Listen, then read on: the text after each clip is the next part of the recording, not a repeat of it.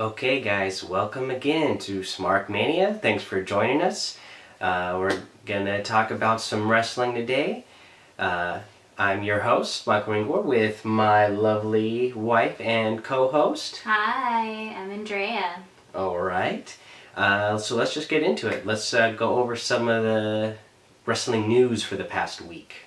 Okay, well, Jason Jordan had neck surgery. His return is still unknown.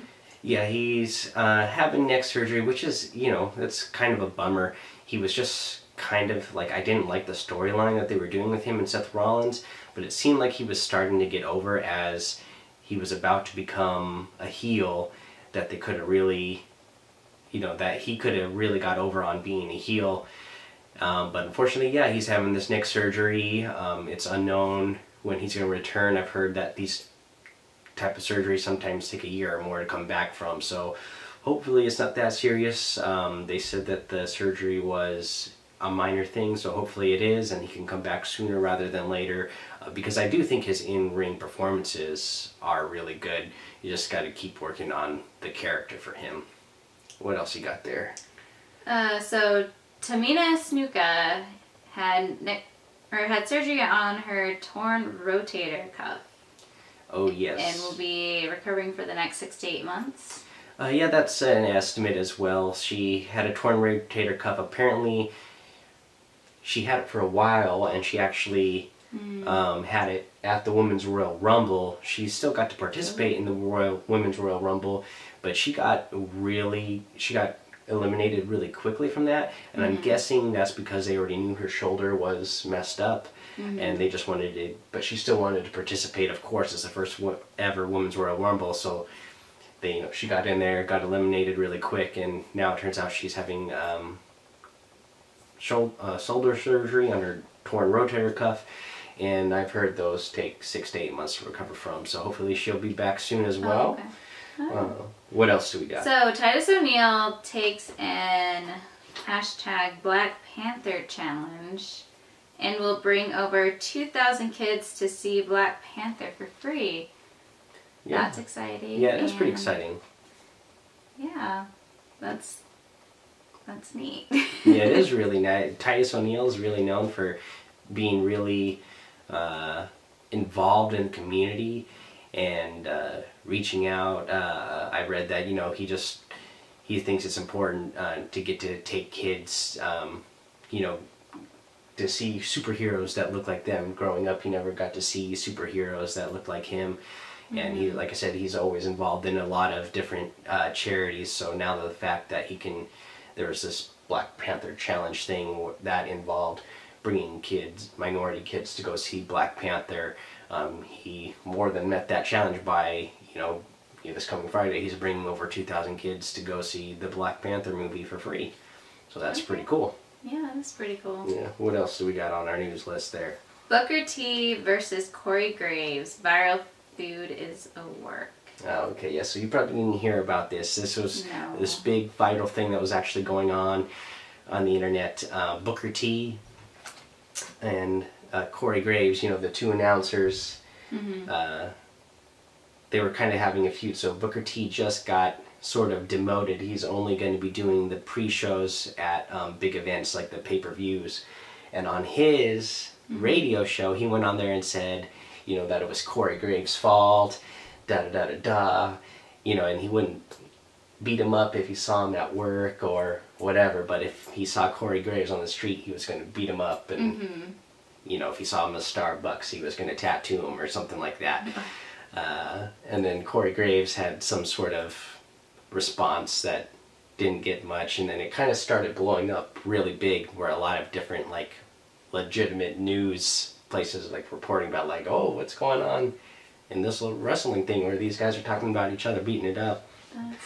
And then so on Friday, Booker T had Corey Graves come on on his radio show, and then they talked about how, it was just, it was a work. It wasn't a real thing that was going on. Booker T was actually glad to be going back to just doing pre-shows and not being on the main thing, and that they're actually friends, and they're not going to fight or anything. So it was just sort of a thing that I guess, spiraled out of control. Oh, I see. Yeah. Yeah. That's funny though. Yeah. You have anything else on our news list? I have one more thing. Triple H takes over 205 Live. 205 Live for 205 pounds. 205? Yeah, they say 205 Live is the name of the show. I don't watch that, do I? I don't watch that. No, you haven't been watching that. But this news with Triple H taking over 205 Live, this is actually some really cool news because the past 2 weeks, 205 Live has actually been really good, really exciting.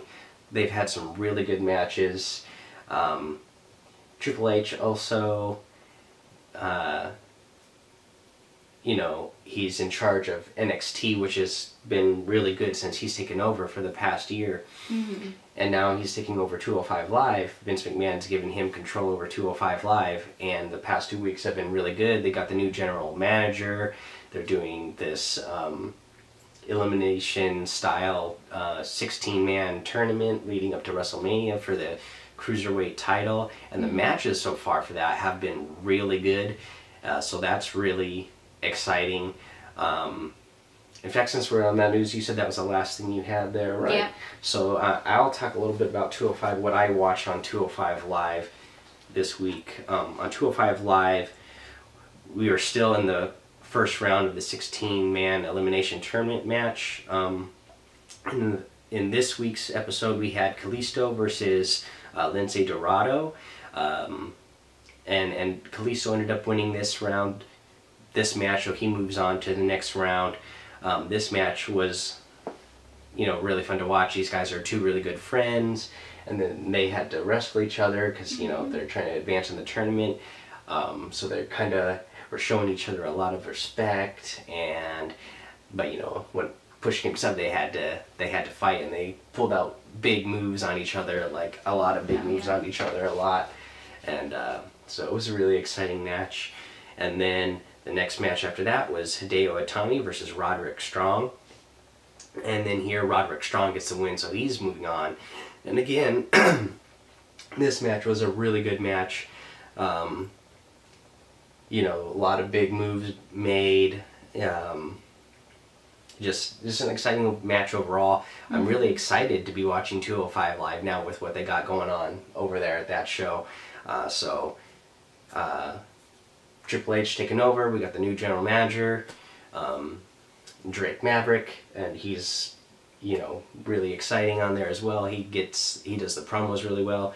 So I'm looking forward to watching more up to WrestleMania and to see who's going to win the Cruiserweight title.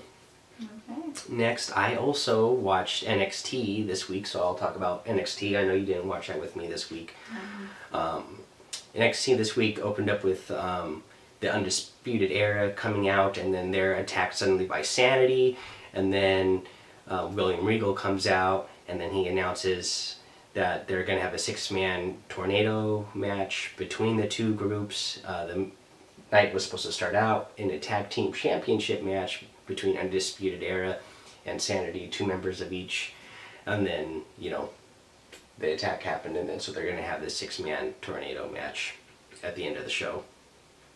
So right after that, the next match that we do have is Heavy Machinery versus Riddick Moss and Tino Sabatelli, with Heavy Machinery winning. Again, I'm new to NXT myself, but Heavy Machinery was really fun to watch. 2 big guys, hence the name Heavy Machinery, and they're just doing like big slams on the other guys, and you know, that's kind of their whole gimmick, is that they're big guys that do big slams and, you know, use their weight on their opponents and stuff. So that was fun to watch.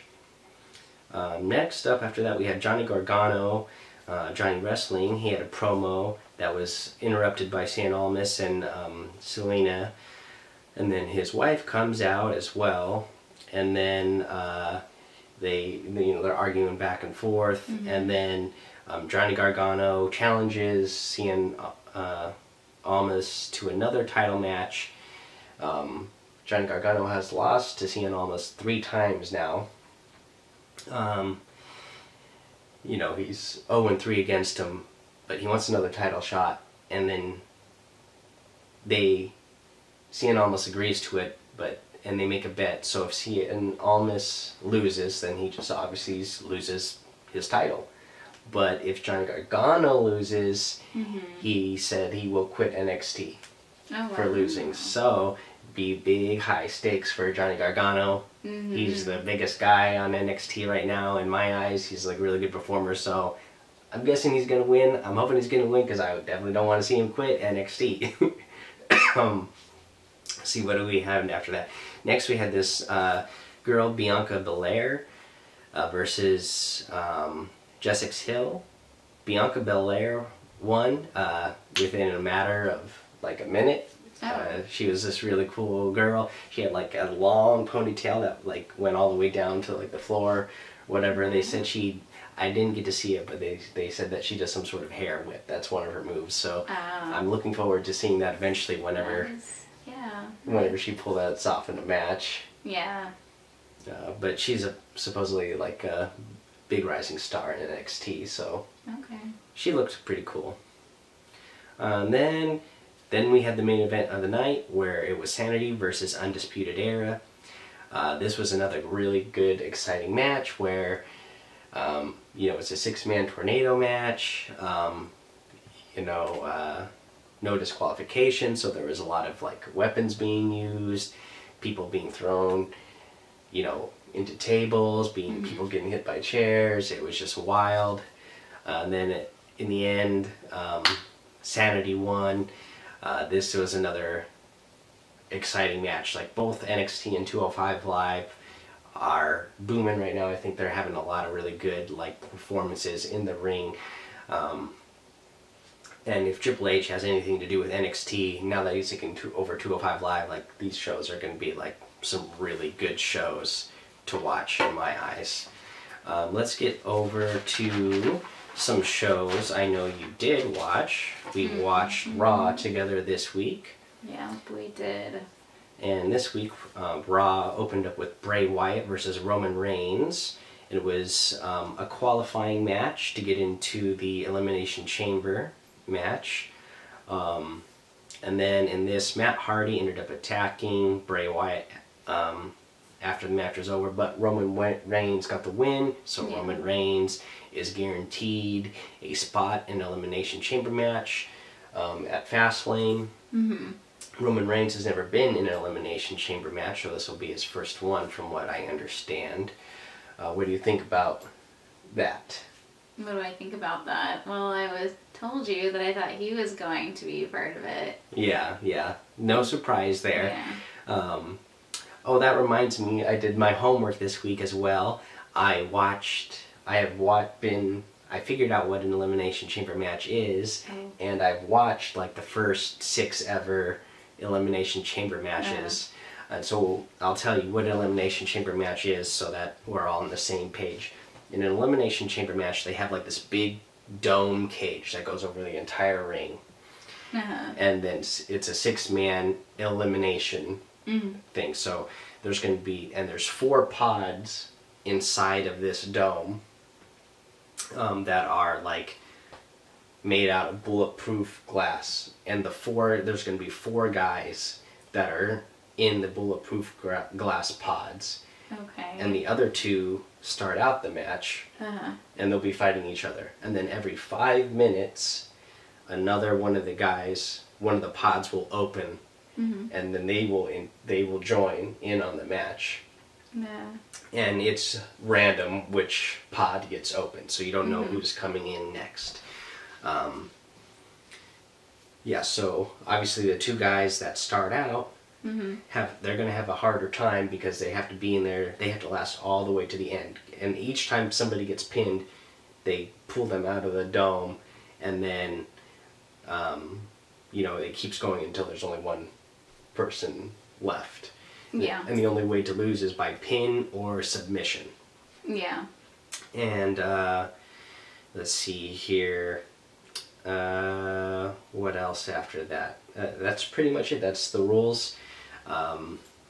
Every 5 minutes, the last person, a new person comes in. So it really is a lot of benefit to you to be the last person coming in because the last person coming in has gotten, like, everybody else has been, especially if the number 1 and number 2 guys are still in there, they've already been fighting for, like, at least 20 minutes by the time you get in. Yeah.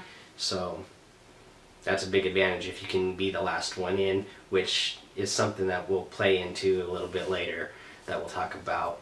And next we had a promo with Jason Jordan and Seth Rollins, and Jason Jordan is talking about his injury here, and he's telling Seth Rollins that he's not going to be able to perform with him tonight and help him in the rematch to get the tag team titles back because of his neck injury, and the doctors won't let him compete. Yeah. I kind of already said what I thought about that in the news, but what do you think about that, Jason Jordan having surgery and not being able to compete? Well, I think that's fine. I don't know. He's pretty new, isn't he? No, he's not He's new not. per se, but he's just a young up-and-coming guy. Okay. Yeah. Well, I don't know. Does that make them? Is that a bad thing? Well, any time that you can't, you know, that you don't get to perform, it's a bad thing because you're not performing. And well, he's still technically performing. He's still on the sidelines doing whatever it is. right, but he did a promo. But if he's not in the ring wrestling, this is, you know, this is you know, a sports entertainment act. It's just like any sport that happens, like football or baseball or basketball. If a guy gets injured and he can't play, that's not going to help his career. No. Because, you know, you're off for a long time, so you're going to be rusty when you do come back, if you can come back. Mm-hmm. And then in that amount of time, somebody else might have started making a name for themselves and come up, and then you have to compete with that person as well, where you were already rising and now you have a new person to compete with.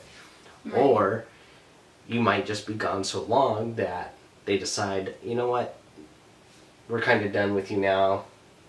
You've been gone for so long, we've moved on. We did find somebody else, so we don't need you anymore. Yeah. I don't know. Isn't he like the son of some big star? Or I don't know if that's a real thing. I haven't looked into that. I know they that's... look the same. I think they look similar, so I think it might be...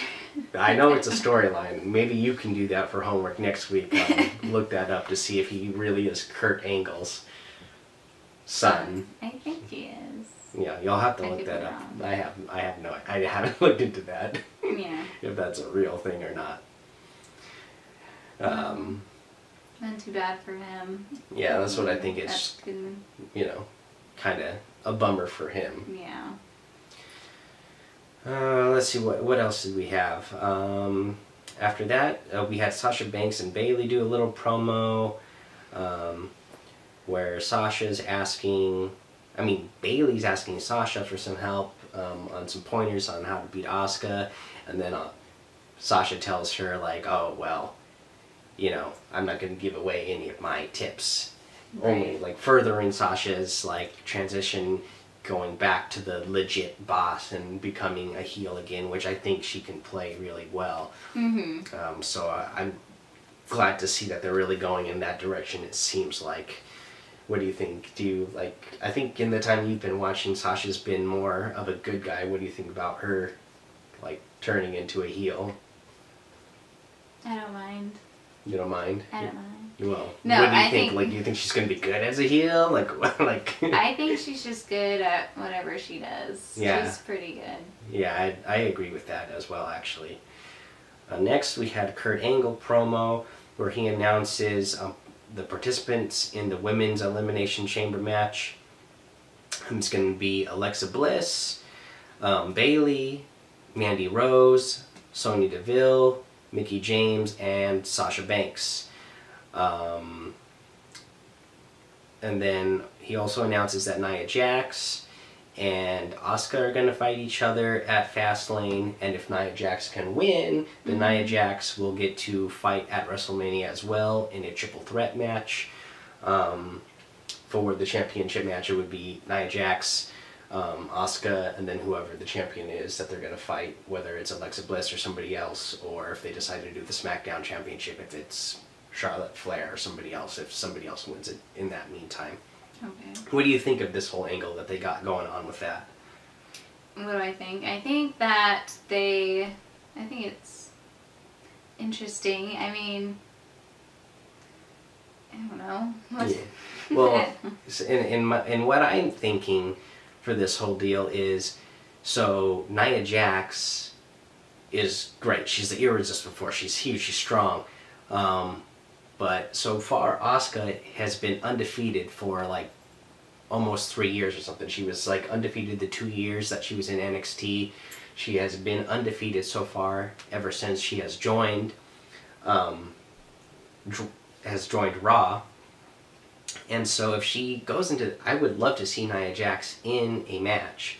But if she goes into this match and beats Asuka, I kind of feel like that takes away a little bit of the glamour when they go to WrestleMania. Mm-hmm. Because at that point, you know, if Asuka went all that way into WrestleMania being undefeated, Mm-hmm. and then she gets to fight whoever the champion is, like, that's either going to be the chance, like, Asuka wins the championship, or she loses for the first time, winning the championship. So if she loses for the first time before that, then I don't know if it kind of, like, takes away from the fact that she lost finally for the first time, getting to go for the championship. Yeah.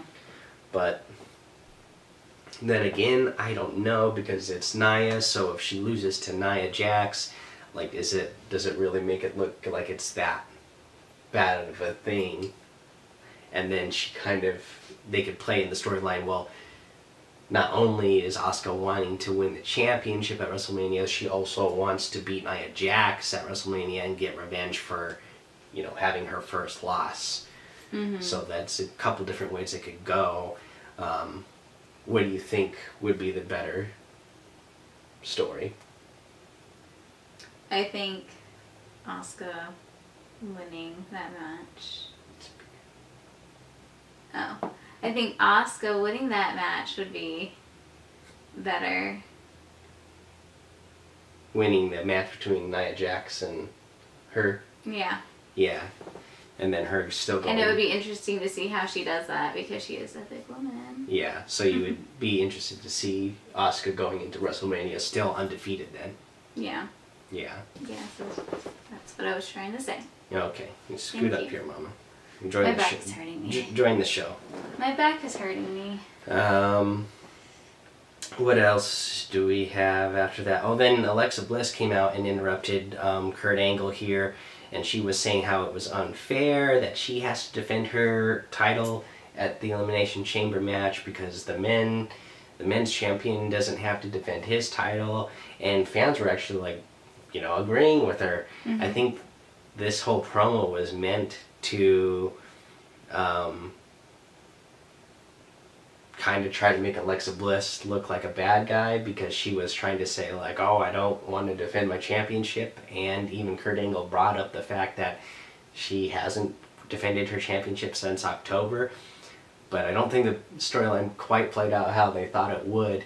Mm-hmm. Even though it was like she was complaining, the fans were kind of like cheering for her on her side, like, yeah, they're right, that's not equal, that's not fair. So I don't know if they kind of thought that all the way through with that. But, I mean, these fans still want to see the match, so, you know, either way, I think it'll be okay. But I just thought that was kind of interesting that, you know, with all the stuff we got going on in the culture right now with the Me Too movement and, you know, women being equal and everything, that I think they, like I said, they were just trying to play it off like she was being the complaining champion that's trying to avoid having to defend her championship. But, you know, fans are kind of, you know, they're more on the side of like, yeah, you're right.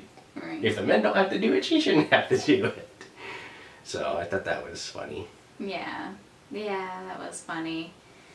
But, oh well. They said that she didn't have to fight for that championship since, like, what was it, October or something? Yeah, it was October. It's been a while. Yeah, so she needs to defend it, but yeah, I just thought it was funny. What else do we have? Right after that, we had the Bayley versus Asuka match, and Asuka won. thought Bayley put up a good fight. I really like Bayley, so they need to keep finding stuff for her to do. With her character and being like a huggy person, I feel like fans could really get into her. They just don't give her enough to do, like during the shows. Like they need to get her some more matches, get her some more promos, so she can build up a bigger following, I think. Because in the times that they have given her more stuff to do, I think the fans are really into her. Yeah. Yeah? Yeah, hun. Okay. Then we had The Miz versus Apollo Crews, and this was also a qualifying match for the Elimination Chamber match. The Miz won this, so The Miz is going to be in the Elimination Chamber match. I think this is his first Elimination Chamber match as well. I thought I heard them say. I'm not positive, but after watching quite a few Elimination Chamber matches this past week, it's kind of funny to see, or imagine The Miz being in an Elimination Chamber match, just because it's like a really like hardcore match, and that's not kind of the thing I would imagine The Miz being in, so it would be kind of cool to see him in that type of match, since it's not what I would think of him as being in. Yeah. Just don't know what to say to that. Okay, so then we had another Jason Jordan promo. He's not going to be able to compete, so Roman Reigns is going to join Seth Rollins and help him defend the Tag Team Championship. And then we have the match with Roman Reigns and Seth Rollins versus Sheamus and Cesaro. During this match, Jason Jordan comes out, he interrupts the match.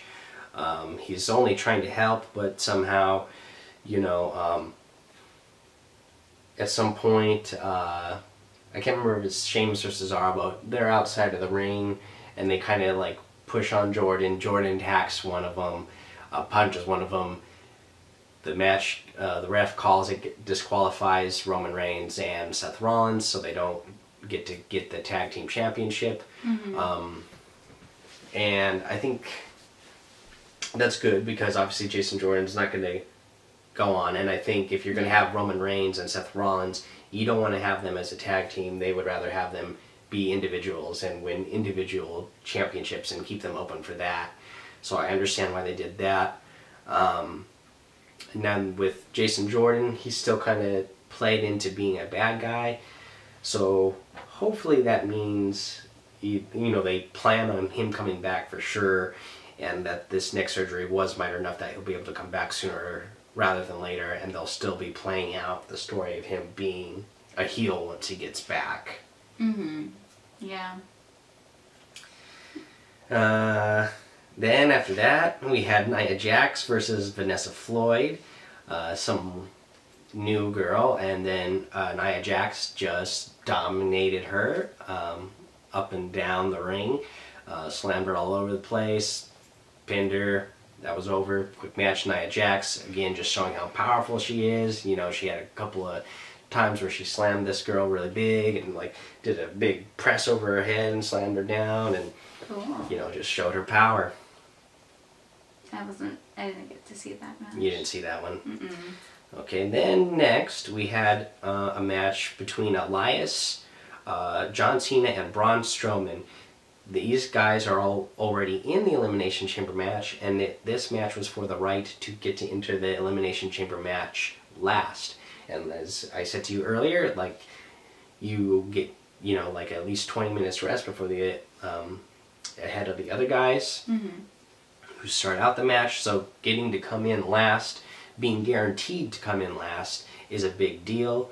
I thought the way they played out this match was really good. I'm a big fan of Elias and Braun Strowman both.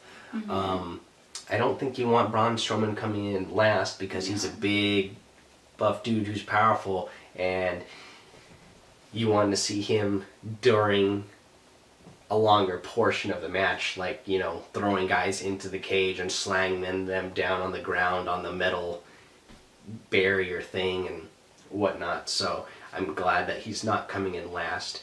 So Elias ended up actually winning this match, so he gets to come in last, and that makes me really happy, because that only makes me believe that Elias actually has a chance of, you know, coming close to winning the Elimination Chamber match and getting to go to WrestleMania and fight for a title at WrestleMania.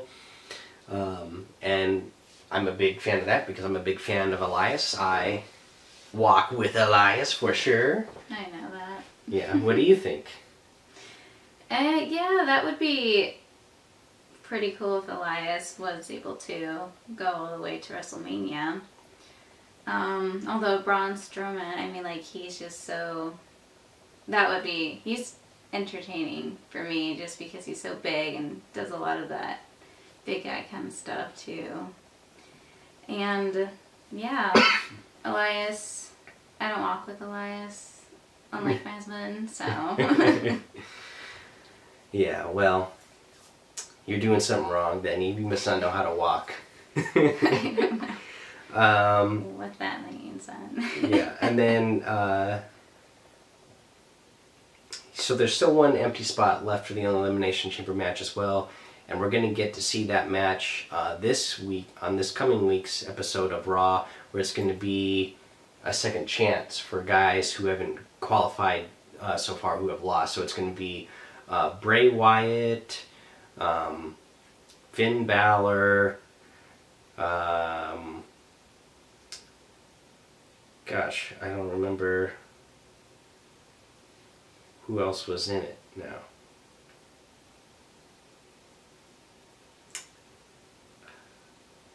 Well, I can't remember, but there's going to be a match coming this week where these guys are going to get a second chance to get into the Elimination Chamber match at Fastlane. Bray Wyatt, Finn Balor, who else lost? Trying to get into the Elimination Chamber. I don't know why I can't remember all of a sudden. Yeah. Well, I probably wouldn't remember anyways, but yeah. I just know Finn Balor. Balor. Is it Balor? Yes. I keep calling him Balor. Yeah, but it's Balor. Yeah. Okay, well that was the end of that show. And then we moved on and we watched SmackDown Live this week. And then this week at SmackDown Live, we opened up with Shane McMahon doing a promo. Then Daniel Bryan comes out and joins.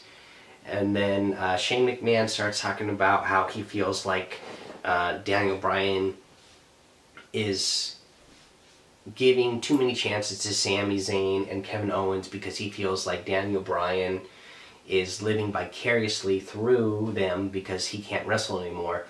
And Shane McMahon said a couple times that he knows that Daniel Bryan still wants to wrestle.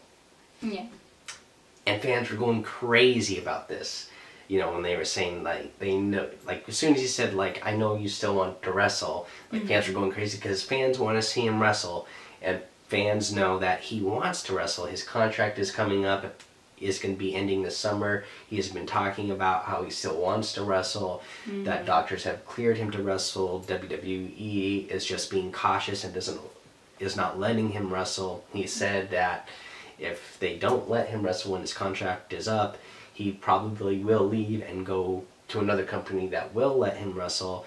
So I almost feel like, so Shane McMahon, obviously being a McMahon, he is, you know, part of the company. He's the son of the owner, and he's going to be running the company one day as well, a big portion of it. Yeah. So I feel like if Daniel Bryan does get a match, it would be perfect for Shane McMahon to be the one that he gets a match against. And in this little promo, Shane's coming kind of off as a heel, and he kind of lately has been coming off as a heel. So I feel like, and I hope this is the case, that Shane McMahon is becoming a heel for Daniel Bryan, so that when Daniel Bryan returns, he can fight against Shane McMahon and we can get the return of the exciting Daniel Bryan and get the yes movement going on again.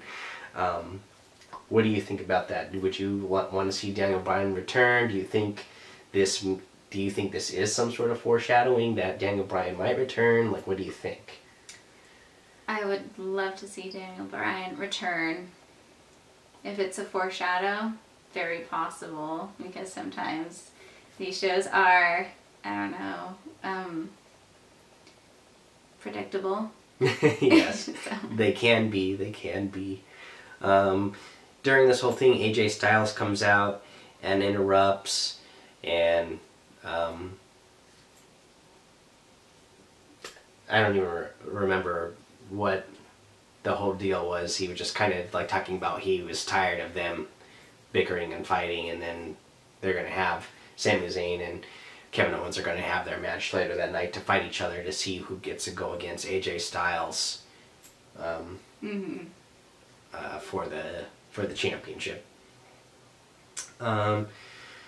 Then we had Liv Morgan versus Charlotte Flair. Charlotte won this match. She ended up putting Liv Morgan in the figure 8 leg lock, and Liv Morgan had to submit. The thing I find interesting about this match, so we have, she's part of the Riot Squad with Ruby Riot and Sarah Logan. Yeah. And then, they came at the same time as, Absolution came with Paige, Mandy Rose, and Sonya Deville. And I'm not a big fan of either of those groups. I like a lot of those wrestlers individually, and especially Absolution. I just didn't like that name. I don't know what that was all about. The Riot Squad, I don't really know how I like that whole gimmick, but a lot of those wrestlers in those groups, I like them as individuals, and I thought Liv Morgan here getting to perform against Charlotte, like she looked good in the match. So hopefully we'll get to see some more of just like individual matches from all of these women who are in these two groups. Obviously we're not going to see any more from Paige, but Mandy Rose and Sonya Deville over on that side. And then Liv Morgan. Ruby Riott, I think, is an upcoming star for sure, so I'm sure we'll get to see a lot of matches with her in individual things. And then Sarah Logan, she's kind of the odd one out in this. Like, she hasn't really gotten to perform on the main show at all since being part of the group, but I guess it's a good exposure for her that she gets to be on the show. But just kind of wanted to bring that up. I thought, hopefully the groups will kind of dissipate a little bit and we'll get some more out of them individually. Next up after that, we had the Bludgeon Brothers go against a couple of local nobodies, like they have been doing a lot lately. And then, of course, Bludgeon Brothers bludgeon the crap out of the guys that they are going against. They, do their big power bombs on them and pin them easily. Get the win there, like looking like the dominant force. And then now the second week in a row, the Usos come out to do their promo right in the middle of the win of the Bludgeon Brothers. So it looks like we're just headed for, we're on a crash course collision for these two tag teams to meet, which I think would be really exciting. That would be exciting. I would watch that. Yeah, definitely. Like I said, I love the Usos. They do great performances, and with the way the Bludgeon Brothers have been dominating everybody with the, just their overpowering of other people, I think would be exciting to see the two styles have to compete with each other. Yeah. And then to talk about that, the Usos coming out and do their promo as well. We talked about it last week. I'm glad that this week, when they came out and did their promo, they weren't doing that on-screen graphic of the gate slamming shut. That was really dumb, so I'm glad they didn't do that this week. They were still doing some of the dumb graphics with the words coming on screen as the, as different promos throughout the night as, people are doing the promos. They're like, we're going to beat them down, and like beat them down would come up on the screen. It's like, okay, just get rid of these graphics altogether. Do something else. I'm glad the WWE is like willing to try things out and see if it works. This is 2 weeks in a row now. It's not working at all. Let's cut it out. Too distracting. It takes away the the emotion from it. Yeah, yeah. I agree with that. And then we had, you know, at the last week's show, Daniel Bryan talked about that they were going to do a top 10 superstars of SmackDown, and then the superstars were going to vote on it themselves. And then I still don't know what the point of this is, but they announced their top 10. And the top 10 was the perfect 10. Ty Dillinger came in at 10. At 9 was Randy Orton. 8 was Becky Lynch. 7 was the Usos. 6 was New Day. 5 was Bobby Roode. 4 was Naomi. 3 was Shinsuke Nakamura. 2 was Charlotte Flair. And coming in at number 1 on the list was AJ Styles. What do you think about this list? This list, what was this list? It was just, a lot of names. They voted on it themselves. The superstars voted on it amongst themselves to see who was the top 10 in SmackDown. Oh my god. Did you write it down? Yes, it's right here. Okay. These are the top 10 guys. The top 10 dudes. Who's Ty? Oh, never mind.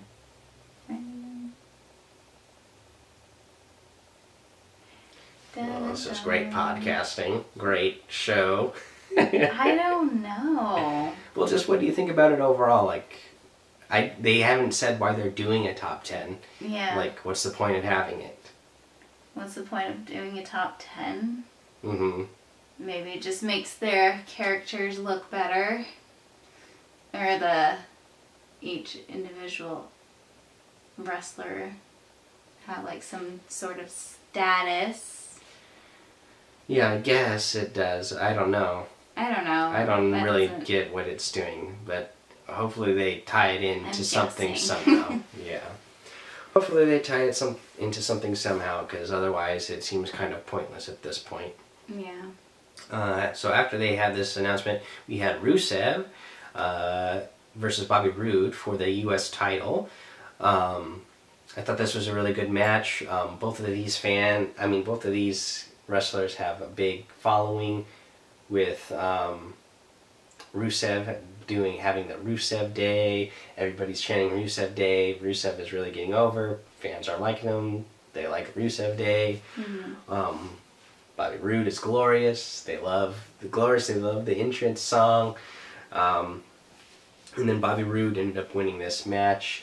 I thought it was a good match overall. I think Bobby Roode is a really good in-ring performer. Mm-hmm. So hopefully they can keep him with the title and get him more matches as well. Because I feel like once he made his debut, I watched him make his debut on SmackDown, and it seemed like he had a lot of momentum going on then. And then it's slowly been kind of dying down, so hopefully they can ramp it back up, because I do like him, and I didn't realize he's like already 40 years old, so they got to get him a lot to do. Right. Yeah, he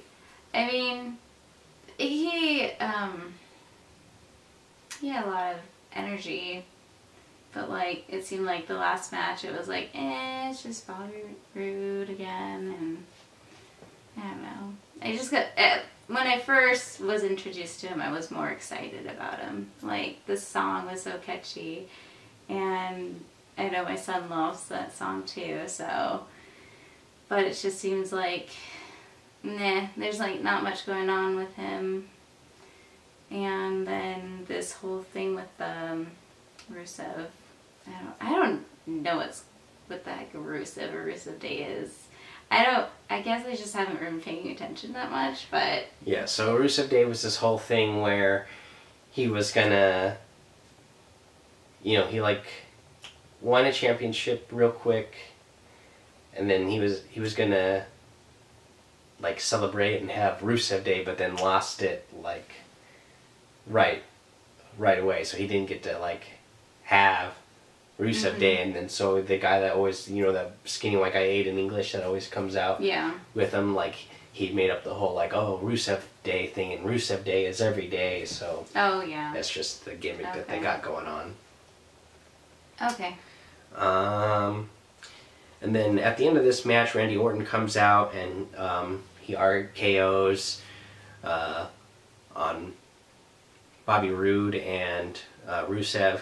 I don't know what this was trying to accomplish either, but you know, he is Randy Orton, the Viper, so he could strike at any time. So, but I don't know if that means like they're going to get him a shot at the U.S. title, if that's what this whole thing was about or what. I don't know. He was number 9 on the top 10 list, so maybe he was feeling, you know, scorned about that. I don't know, but he comes out and does that at the end, so maybe we'll see a match between Bobby Roode and Randy Orton, which Randy Orton is, you know, he's really high up on the list on a match that fans like to see. So if Randy Orton and Bobby Roode had a match, I think that would definitely help out Bobby Roode as well. So maybe that could be something that comes out of this. Yeah. After that, we had Chad Gable and Shelton Benjamin have a promo. And I wrote here that they had bad on-screen graphics. This is another one of those ones where they were talking and that, you know, every couple of words that they said, the graphics were coming up on screen. So yeah. We kind of already talked about that and how we don't like that. And then we have a match between Chad Gable and Shelton Benjamin versus the Ascension.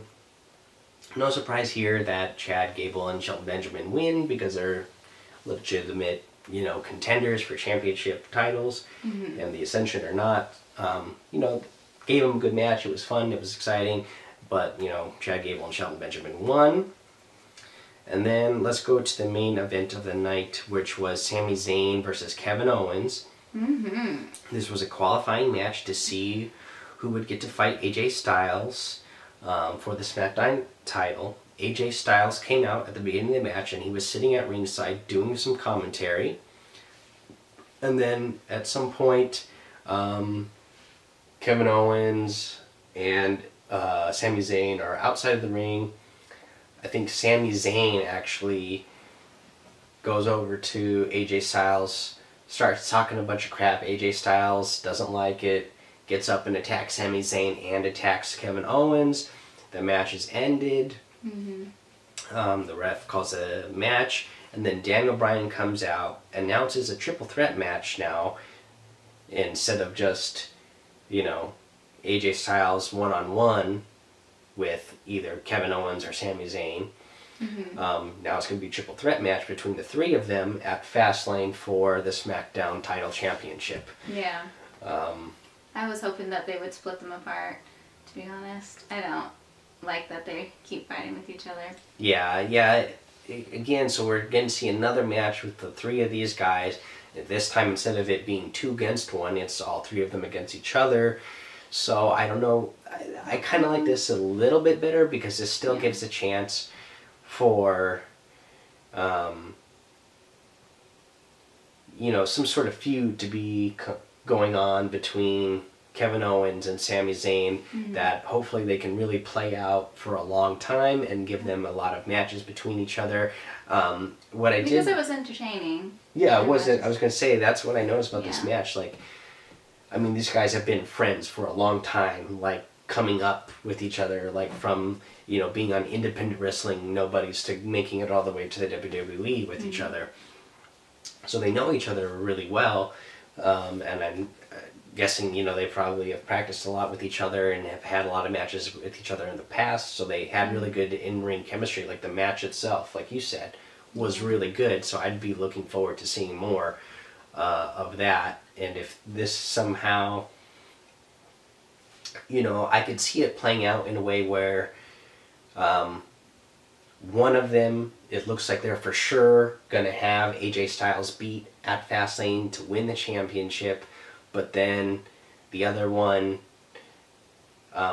breaks up that chance. Then AJ Styles somehow takes advantage of it, gets the pin, keeps the championship, and then because whoever it was, whether it's Sami Zayn or Kevin Owens, whichever one of them gets so close to winning that championship, almost get the 3 count, but the other one stops them, that really sparks the feud where, like, they're going to have to start fighting each other because they're not happy with each other. Especially because Kevin Owens has been a champion before. And so especially if Sami Zayn is about to win the championship and Kevin Owens stops him, where Sami Zayn has really wanted to be a champion but has never gotten to be a champion. You know, I could see how that could really be the spark for, you know, a big feud between the two of them. Yeah, I can see that too. Yeah. That would, which I'm kind of hoping for. Yeah, like I said. As for drama. Yeah, for drama, and then just for the matches themselves, because like you said, like that match on this week's SmackDown was so good. I would like to see more of that between these two guys. Them fighting each other instead of with each other. Yeah.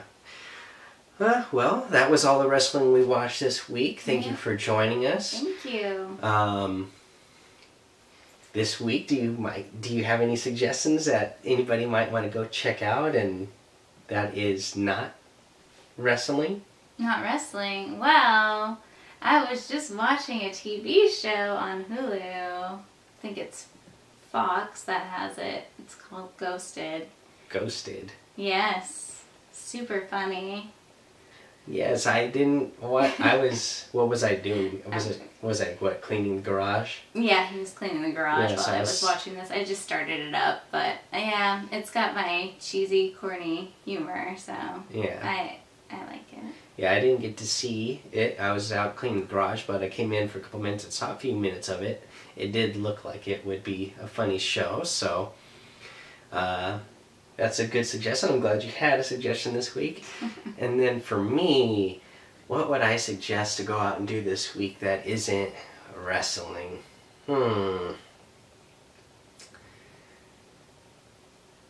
Well, I don't know if I have something this week. I might pull you, and I don't know if I have something this week. There's actually a lot going on this week, isn't there? Well, I'm sure there's a lot going on this week, but I can't think of anything off the top of my head that's something that I would suggest that I know that I've watched or that I've seen or that I've read.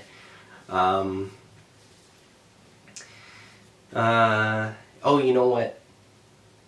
Because I'm nerdy, what I would suggest is, I think they've had like 4 or 5 episodes already, but on Geek and Sundry, they have a podcast, and they also aired on Twitch.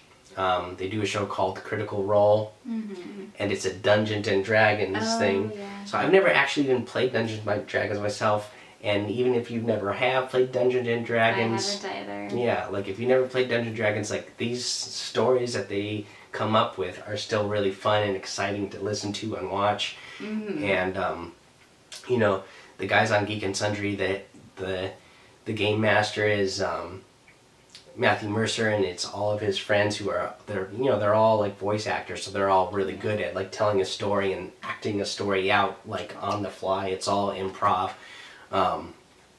so it's really fun and exciting to watch.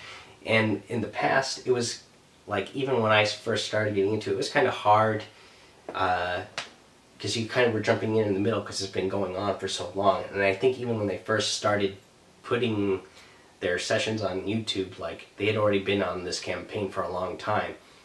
But for the first time in a long time, they started a brand new campaign, new characters. Like they're only like 4 or 5 episodes in right now, so it's really easy to catch up, be caught up. They just started brand new, started everything over, so it's a great time to jump in and start listening, start from the beginning, so you know everything in the story. So that's what I would suggest to go out and do. Interesting. Yeah. I know. Didn't Vin Diesel have like some kind of D&D match with them or something? Yeah. It's like on YouTube or something. Yeah, it's on YouTube. Vin Diesel joined them once and did like a little 1-hour campaign with them just to be a guest. I think they've done that quite a few times, where on the website at Geek and Sundry they have guests on. Yeah. Like celebrity guests on to play a match with them, other celebrities that, you know, grew up playing Dungeons and Dragons. Right. But yeah, that's the end of our show. Thanks everybody for joining us. Go watch some wrestling this week as well, and then we will join you again next week for another show. All right, bye. Bye. That's good stuff.